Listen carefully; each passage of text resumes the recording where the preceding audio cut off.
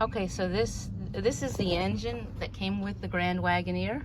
Is that right? Not true. Nope, nope. This is way not the motor that came with this. Uh-oh, what happened to the motor that came with it? Well, it was old and outdated, and it was time to replace it. And instead of going with another motor that was old and outdated technology and got 13 miles to the gallon on a good day, I decided to go with an LS swap, what's commonly known as an LS swap. This particular motor is from a 1999 Silverado. It's a 5.3 liter. It had 100,000 miles on it when I swapped it. Behind it is a 4L60 4-speed automatic transmission. You can't see it, but back in there is a 4-speed automatic transmission.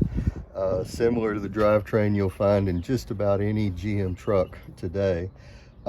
This came stock with almost 300 horsepower, and the vehicle it came out of got around 18 miles a gallon on the highway. I did the swap.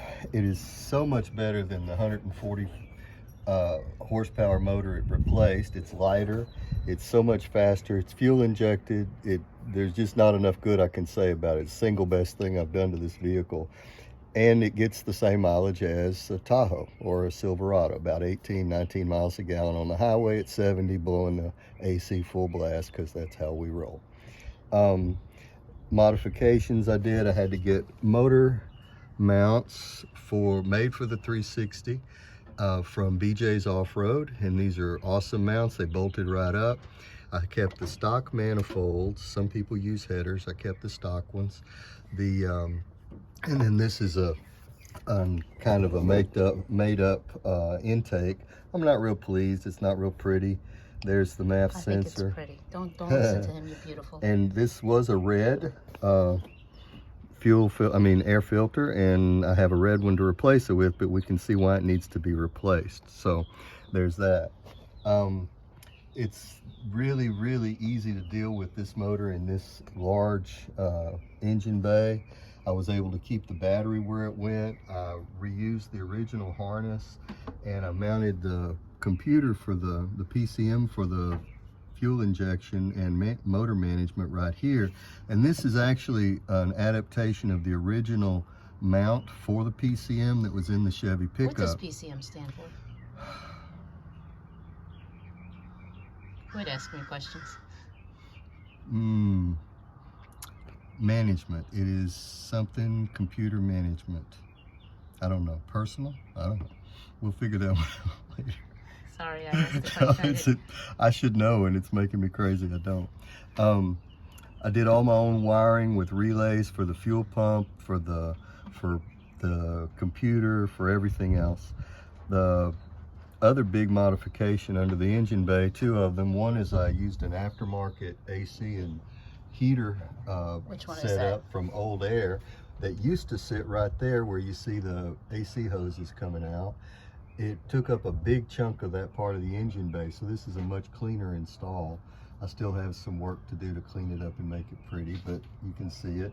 The other major thing is over here with the brake booster. Instead of an air brake booster, I went with the Hydro Boost out of an Astro van with a custom-made adapter. Much better braking power, and overall just wonderful. One thing I recommend though is to always run a cooler in the line with this, as well as a filter, because do you have that there? My cooler I've routed to the front behind the radiator. You can just see it right there. No, that's not it. Anyway, it's in here somewhere. And I routed it here. I routed a little coolant, line coolant for that, because it gets really hot, and sometimes you get it foams up and you have cavitation, and it doesn't work as well. So, and because it also powers your steering, it's really important for it to keep it cool. Okay, so when we got the car tuned up, what did he do with this engine? Oh yeah, we took it to Baton Rouge to Asylum Motorsports, where Justin went through the whole thing, looked at all the tables, air fuel mixture, and all that, and just really tuned it up. And while I had no complaints about the way it ran before, it really runs good now. Much smoother idle, a little bit better gas mileage, much more responsive. It feels like you added maybe 20-25 horsepower. We didn't dyno it, so we don't know for sure, but he did just an amazing job. So as far as responsiveness, is it as responsive as when you put the e-collar on a dog? Or yep, you it's like you get them to do it it with the treat? That's right. It'll do what you want it to now. Yeah, it was great before, but now it is markedly better. I'm very, very pleased with it. It was worth the money to spend. Alrighty.